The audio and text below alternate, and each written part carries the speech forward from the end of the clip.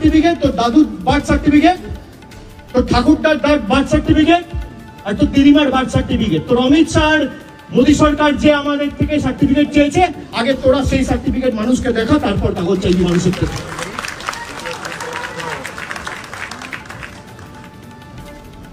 আর কেউ ভয় পাবেন না। 4 তারিখ থেকে এসআইআর এর ইনিউমারেশন ফর্ম ডিস্ট্রিবিউট হবে। জায়গায় জায়গায় তৃণমূল কংগ্রেসের ক্যাম্প থাকবে, আপনাদের পাশে দাঁড়াবে তৃণমূল কংগ্রেসের কর্মীরা, অতন্ত্র প্রহরীর মতো আপনার পাশে দাঁড়িয়ে আপনাকে সাহায্য সহযোগিতা হাত বাড়িয়ে দেবে। কেউ ভয় পাবেন না, ভয় পাওয়ার কোনো কারণ নেই। মমতা বন্দ্যোপাধ্যায় না থাকলে ভয় পেতেন, তৃণমূল না থাকলে ভয় পেতেন। যতদিন আমরা আছি নিশ্চিন্তে থাকুন। রবীন্দ্রনাথ ঠাকুরের বাংলা, বিদ্যাসাগরের বাংলা, বঙ্কিমচন্দ্রের বাংলায়, স্বামী বিবেকানন্দর বাংলা, রামকৃষ্ণ পরমহংসদেবের বাংলাকে যারা ব্যঙ্গ বিদ্রুপ করেছে, বাংলাদেশি বলে যাদের আখ্যায়িত করে আমাদের অপমান করেছে, আগামী দিন জবাব নেওয়ার জন্য আমাদের সকলকে এখন থেকে প্রস্তুত থাকতে হবে। যে কটা ছাইপাস পড়ে আছে, আমি বলছি এরা যদি প্রচার করতে আসে, এদেরকে হিসাব চাইবেন প্রথমে, যে 11 বছর এদের সরকার ক্ষমতায় এই পানিহাটির জন্য, পাশে খড়দার জন্য, ব্যারাকপুরের জন্য কি করেছে। আর সেকেন্ড হচ্ছে বাপ ঠাকুরদার সার্টিফিকেট নিয়ে আসবি, তারপর ভোটের যে কোনো পত্র মানুষকে দিবি। যদি না দিতে পারে বেঁধে রাখবেন, আমি আছি।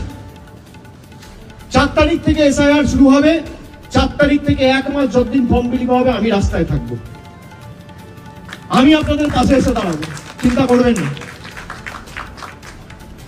সুতরাং আমি সকলকে বলবো যে আপনারা একেবারে নিশ্চিন্তে থাকুন, ভয় পাবেন না। এলাকার প্রতিবেশী যারা আছে, বন্ধু বান্ধব যারাই ভয়ে আতঙ্কে রয়েছে, তাদেরকে আপনারা বলুন ভয়ের কোনো কারণ নেই।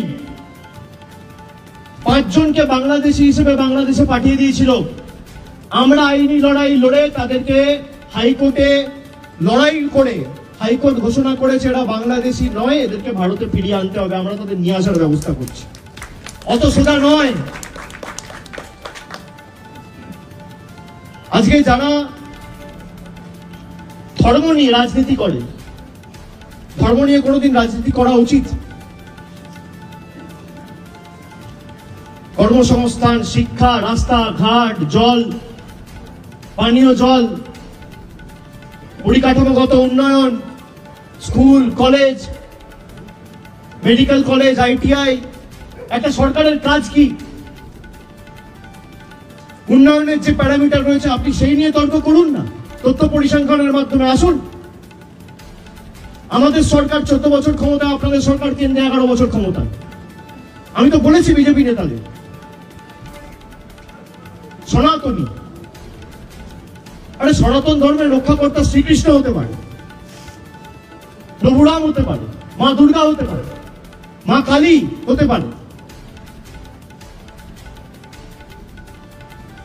সনাতন ধর্মের রক্ষাকর্তা বিজেপির নেতারা, যারা ভোটে দাঁড়িয়েছে তাদের বাবা ঠাকুরদাদের সার্টিফিকেট আছে।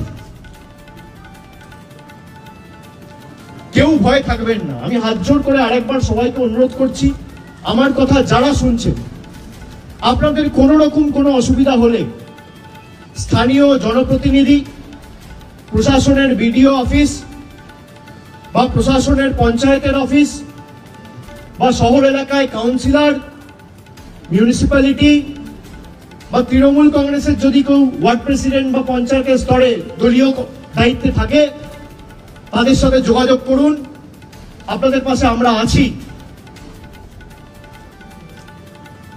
আজকে আমরা যদি আগে থেকে জানতাম, আমরা প্রদীপ বাবুকে হয়তো বাঁচাতে পারতাম।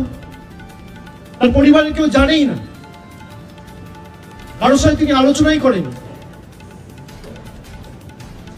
এসআইআর ঘটনা, এসআইআর অ্যানাউন্স হওয়ার পর তিনি রুমে চলে গেছেন, পরের দিন রুম খুলে দেখছে তার মৃতদেহ। এটা কাকতালীয় নয়। আজকে যে দিনহাটায় ঘটনা ঘটলো, এটা কি কাকতালীয়? গত 2-3 মাস আগে আপনারা দেখেছেন কলকাতায় রিজেন্ট পার্কে, নেতাজি নগরে 2 জন আত্মহত্যা করেছে। এসআইআর ঘোষণা হওয়ার পর থেকে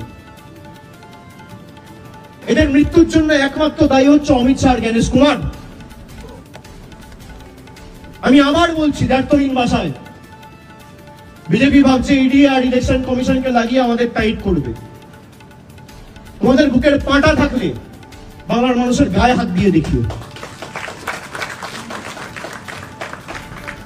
এই ভদ্রলোককে পাঠানো হয়েছে জাতীয় নির্বাচন কমিশনে যাতে ভোটার আর ভোট দিতে না পারে। আগে মানুষ ভোট দিয়ে সরকার নির্বাচিত করত, এখন সরকার পছন্দের ভোটার বেছে নিচ্ছে। আপনারা ভাবুন কি পরিস্থিতি দেশে। জ্ঞানেশ কুমারের মেয়ে ইন্ডিয়ান অ্যাডমিনিস্ট্রেটিভ সার্ভিসে চাকরি করে। এসআইআর ঘোষণা হওয়ার পরে তাকে নয়ডার জেলা শাসক করে দায়িত্বে বসানো হয়েছে।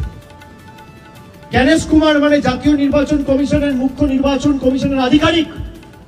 তার যে জামাই মনীষ বানসাল, তাকে সাহারানপুরে ডিএম করে এসআইআর অ্যানাউন্স হওয়ার একদিন পরে দায়িত্ব দিয়ে পাঠানো হয়েছে। এটা কাকতালীয় না কোইন্সিডেন্স? বিজেপি এতটাই ভীতসন্ত্রস্ত যে মানুষকে আর ভোটাধিকার প্রয়োগ করতে দিতে এরা চায় না।